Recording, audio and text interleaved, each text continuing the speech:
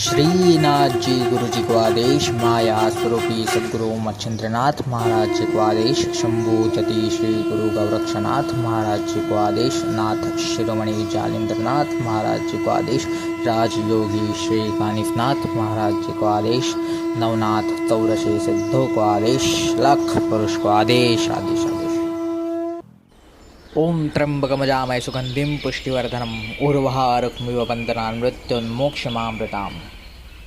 श्रीकृष्णाय वासुदेवाय हरये परमात्मने प्रणतः क्लेशनाशाय गोविंदाय नमो नमः।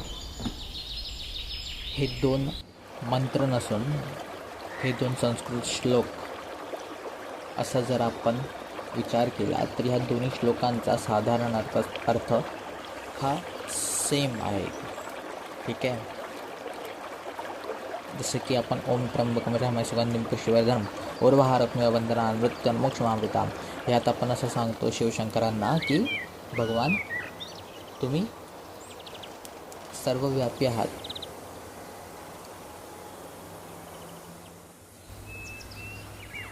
तुमच्या अंगातून सुगंधित पुष्पासमान गंध नेहमी दरवळत असतो. तुमचं जे शरीर आहे त्यातून ऊर्वह रेषेत सदैव शक्ती वाहत असते. असं बोलून आपण त्यांची स्तुती करून मृत्यू आणि जन्म या बंधनातून मुक्ती मागत असतो व आपल्या आरोग्याची आपण त्यांच्याकडून आपण एक आरोग्य मागत असतो. खरं तर उत्तम आरोग्य मागत असतो. त्याचप्रमाणे श्रीकृष्णाय वासुदेवाय हरये परमात्मने प्रणतः क्लेशनाशाय गोविंदाय नमो नमः याचा अर्थ पण असाच होतो की आपण कृष्णाकडून वासुदेवाकडून आपण एक उत्तम आरोग्य मागत असतो. तर आता तुम्हाला थंबनेलवरून साधारण समजलं असेल की मी ही व्हिडिओ का बनवतो आहे आणि आता हे जे दोन श्लोक आहेत ते मी का म्हटले आणि त्याचा अर्थ का सांगितला याचं पण मी तुम्हाला पुढे विवरण सांगेन. तर पहिलं तर या व्हिडिओमध्ये आपण जाणून घेणार आहोत की वारकरी आषाढी वारी का करतात, ही वारी कोणापासून सुरुवात झाली, कशी सुरुवात झाली आणि ह्या वारीचं महत्त्व काय आहे, महात्म्य काय आहे हे मी सर्व सांगणार आहे. तर आपण पहिला वारकरी ही वारी का करतात हे सांगतो. जसं मी आता हे जे दोन श्लोक सांगितले या दोन्ही श्लोकात आपण आपले आयुष्याबद्दल उत्तम आरोग्याबद्दल मागून घेत असतो भगवंताकडून. तर तसंच ह्या वारीमधून वारकरी उत्तम आरोग्यासोबतच त्यांचा जो कोणता मानसिक तणाव असतो किंवा इतर कोणत्याही गोष्टी असतील त्याच्यापासून सुटका होण्यासाठी ते भगवंताकडे याचना करतात. कोणतीही समस्या असेल, कोणतीही आरोग्यानिगडीत, पैशानिगडीत कोणतीही समस्या असेल ती ह्या वारीच्या माध्यमातून वारकरी भगवंताला सांगतात व भगवंत एवढे प्रेमळ, एवढे दयाळू आणि एवढे मायाळू आहेत की ते त्या भक्ताचे जी काही संकटं आहेत, जे काही तो मागत आहे ते सर्व त्याला पुरवतात. तर ह्याची सुरुवात झाली कशी? तर एक दिवशी कैलासावरती भगवान शिवशंकरांना अशी खबर भेटली की स्वतः श्रीकृष्ण जे विष्णू अवतार आहेत आणि विष्णू म्हणजे तर तुम्हाला माहिती आहे की विष्णू हे भगवान शिवशंकराचे आराध्य दैवत आहेत, इष्टदैवत आहेत. तर इष्टदैवत, आराध्य दैवत यांचा अवतार जो द्वारकेत झाला, द्वापारयुगात झाला, तोच अवतार कलियुगात पंढरीमध्ये पुंडरीक नावाच्या भक्ताच्या भेटीसाठी आला व तो तिथेच स्थायिक झाला व सर्व भक्तांना गळा भेट देऊन त्यांची समस्यांचं निवारण करतोय. तर असे हे कृष्ण आणि ह्यांची भेट घेण्यासाठी श्री महादेव उत्सुक झाले व ते तात्काळ सहपरिवार कैलासावरून पंढरपुरास निघाले.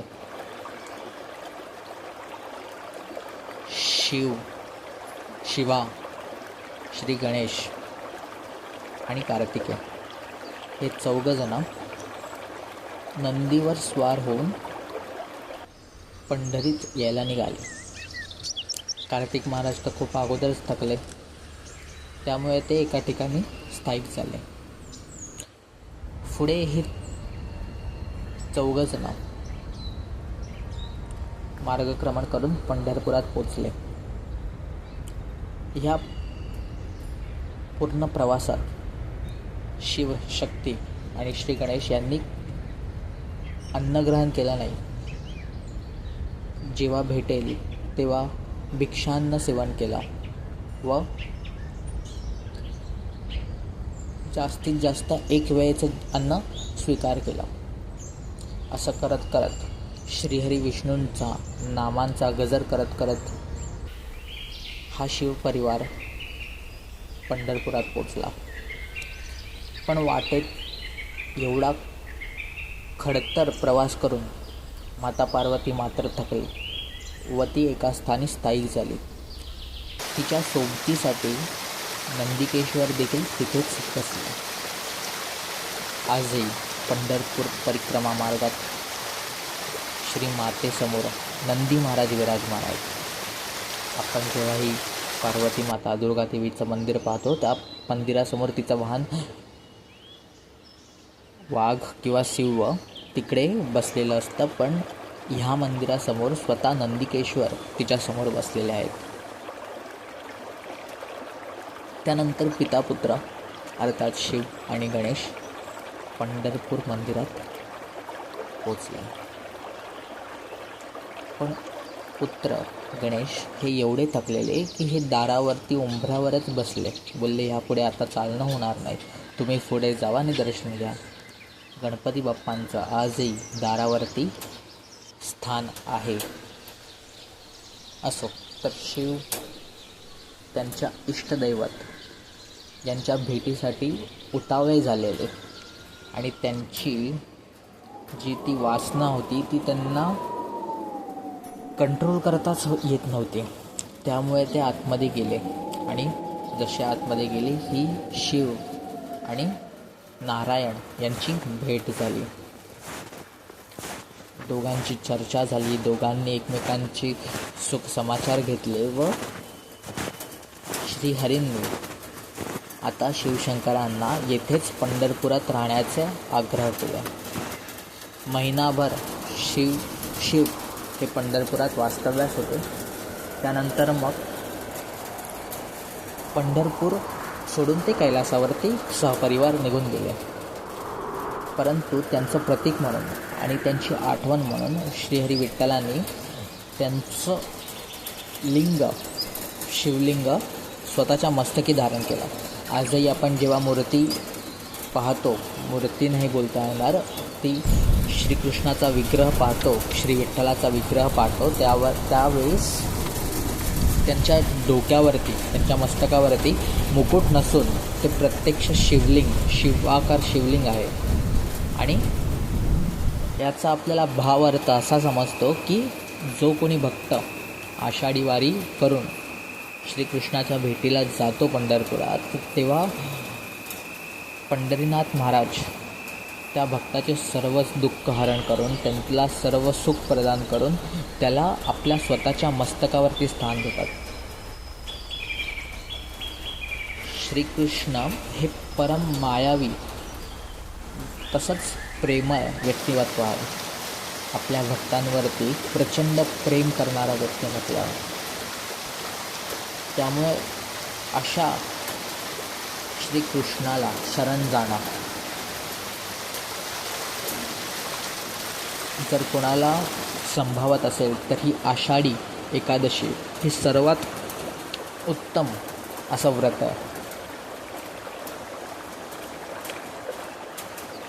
आता खूपदा असं होतं की आपल्या रोजच्या जीवनामुळे आपण आषाढी वारी करू शकत नाही. लांबून लांबून लोक येतात आणि गर्दी असते. काही लोक वयानुसार येत नाहीत, काही लोक पैशांमुळे येत नाही, काही लोकांचे काही ना काहीतरी अडचण असते त्यामुळे येत नाही. तर मग ही वारकरी वारी जर सुटली तर काय करावं? तर ही जर वारकरी वारी सुटली तर काय करावं ह्यावरती मी पुढे एक व्हिडिओ बनवणार आहे. जर ती व्हिडिओ पाहिजे असेल तर खाली कमेंट सेक्शनमध्ये नक्की सांगा. ही तर झाली गोष्ट वारकरी संप्रदाय आषाढी वारीची सुरुवात कशी झाली ह्याच्यापासून. पण ह्या आषाढी वारीचं महात्म्य नेमकं काय आहे हे मी आता तुम्हाला सांगतो. आषाढी वारी केल्याने सर्व दुःखांचा नाश होतो, सर्व पापांचा नाश होतो. ब्रह्महत्या, गोहत्या आणि इतर मोठी हत्या जी पण महापाप म्हणतो त्याचा देखील नाश होतो. आषाढी वारी केल्यावरती परमसुखाची प्राप्ती होते. आणि मी असंच नाही सांगत आहे, भागवतामध्ये देखील याचं वर्णन आहे. आणि श्रीकृष्ण हे सर्व देणार आणि हे सर्व देण्याचे अधिकार श्रीकृष्ण आहेत हे स्वतः ब्रह्मदेव सांगतात.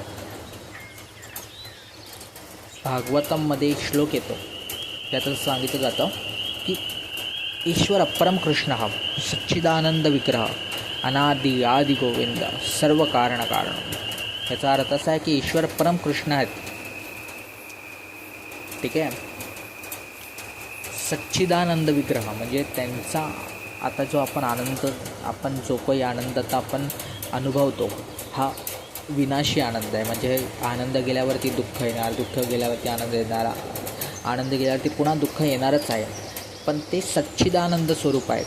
म्हणजे तो जो परम आनंद आहे तो कधीच नाहीसा नाही होणार, तो अविनाशी पदावरती भेटतो. त्यापुढे सांगितलं की अनादि आदि गोविंद म्हणजे आपण जे बोलतो की अनादि स्वरूप आहे, त्या अनादि स्वरूपाच्या देखील आधी श्रीकृष्ण स्वरूप होतं. आणि जे काही कारणं जे काही होत असतं त्याच्या मागचं जे कारण असतं त्या कारणांमागचं देखील कारण श्रीकृष्ण आहेत. आणि अशा ह्या परम आदिपुरुष विग्रहाला काय करणं अशक्य आहे तुम्हीच सांगा मला. असो तर हा व्हिडिओ खूप लांब झाला आहे, हरकत नाही. पण